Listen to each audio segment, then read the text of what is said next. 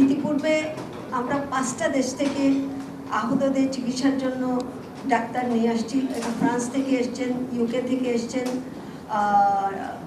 নেপাল থেকে এসছেন, চায়না থেকে এসছেন, ব্যাংকক থেকে এসছেন, নানান জায়গা থেকে এসছেন। সর্বশেষ এখন আসছেন হলো সিঙ্গাপুর এবং ইউএসএ থেকে। আমাদের চেষ্টা ছিল যে বাচ্চাগুলো চোখ হারিয়েছে, যাদের হাত হারিয়েছে, যাদের পা চলে গেছে, তাদের সর্বোচ্চ চিকিৎসাটা যেন আমরা নেই। আপনাদের নিশ্চয় জানা থাকবে কোন অবস্থায় আমরা দায়িত্বটা গ্রহণ করি।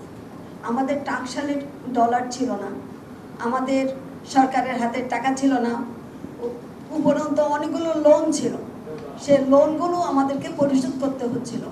এমন অবস্থার মতো আমরা চিকিৎসার ক্ষেত্রে কোনো কার্পণ্য আমরা করি নাই।